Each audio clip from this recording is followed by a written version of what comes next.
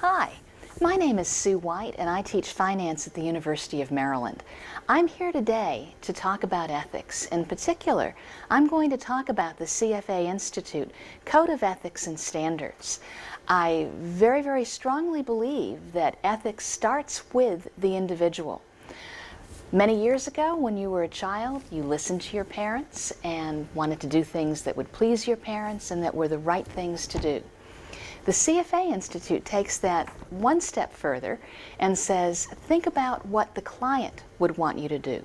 What would please the client, satisfy the client, and be in the best interests of the client. In my opinion, you can combine the two. If you both think about what would your mother say and think about what is in the best interests of the client, you're good to go. You'll be making good decisions that way. And to give you an example of why thinking about both is important, suppose you're a broker and your client wants you to trade on inside information and make piles and piles of money. If you did that, you might make the client very happy, but you would not be making your mother proud, especially if you got hauled off to jail for insider trading.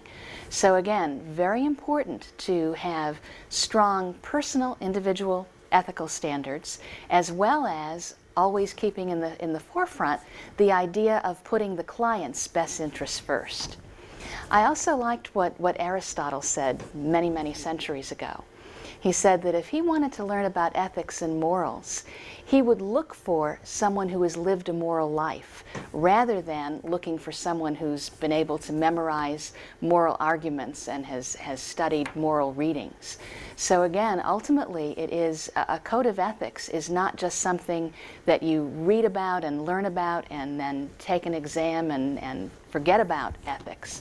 An ethical code is something that you live, something that impacts all of your life. Now, what I'm going to be doing today is very specifically going over the Code of Ethics. And again, you don't need to memorize the Code of Ethics. You don't need to memorize the standards. What I'll be doing more is talking about what each standard is and then giving a scenario, talking about how you could be in a situation where you need to think about what the code would say or what the standard would say, and then respond appropriately to that situation. First, let's look at the Code of Ethics and what the Code of Ethics says. The Code of Ethics says, first of all, that you should act ethically, with integrity, you should be competent, you should be respectful, you should act with diligence, and more importantly, that you should act this way to all people, not just to clients, but to employees, employers, the general public, that again, this is a way of living, not simply a code that you memorize. And I might also add that for the CFA Code of Ethics, very specifically, the Institute says that it applies to covered people, and I want to define what a covered person is. A covered person is a candidate, a CFA charter holder, or a CFA member. So again, this Code of Ethics very specifically applies to people who are covered under the Code of Ethics. So again, the first provision is a very key provision, that you act ethically, that ethics is a part of your life overall. The second part of the code says that you need to encourage others. In other words, it's not enough to act ethically yourself. You need to encourage others to act ethically.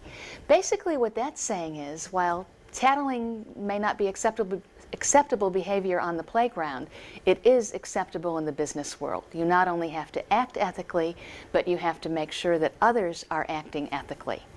The third point of the code says that you need to continually strive to improve both your own competence and the competence of others.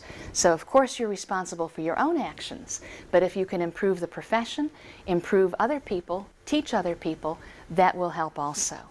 The next provision of the code says you need to exercise reasonable care and judgment.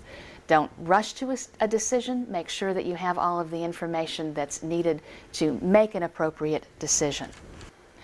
The The next provision of the code says that you always need to put the interests of the client and the profession before your own interests. So again, think about what will reflect well on the profession and think about what is in the best interests of the client.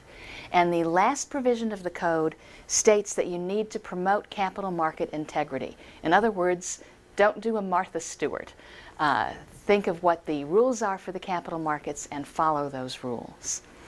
That's the code. Again, relatively simple, 6 provisions. In my opinion, somewhat common sense provisions also, things that an ethical person would naturally do and want to do.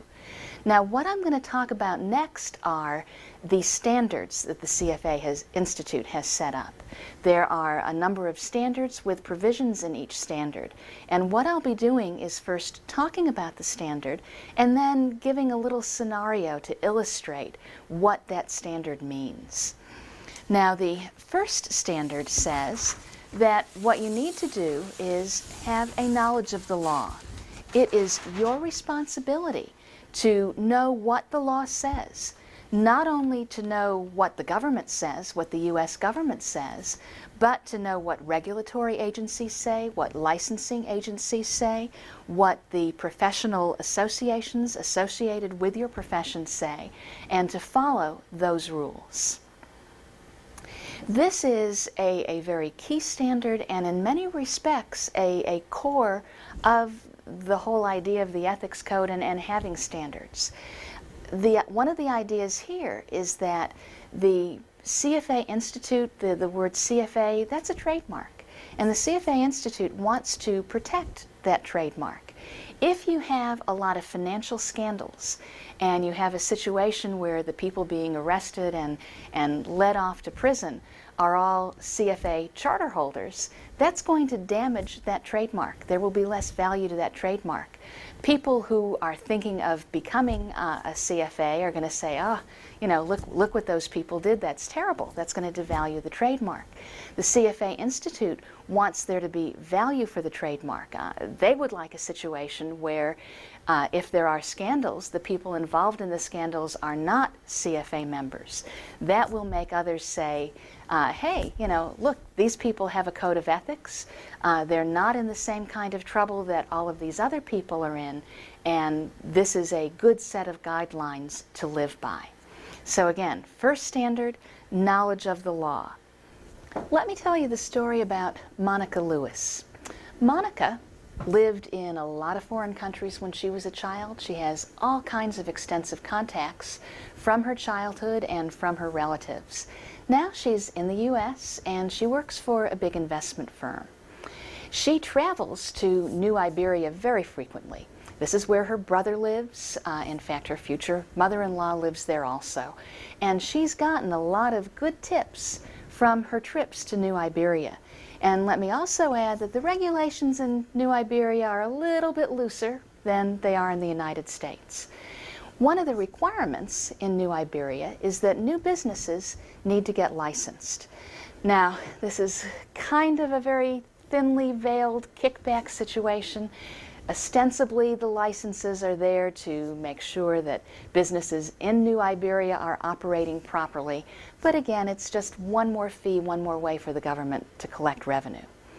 On one of her many business trips to New Iberia, and personal trip also, she got to visit her brother, she learns that a major U.S. corporation is about to be granted a license. This is information that she's gotten before, information like this, and it has helped her do a really good job preparing reports for her firm back in the U.S. On her way back to the U.S. on the plane, she sits next to a man who happens to work for the company who just got a license at New Iberia.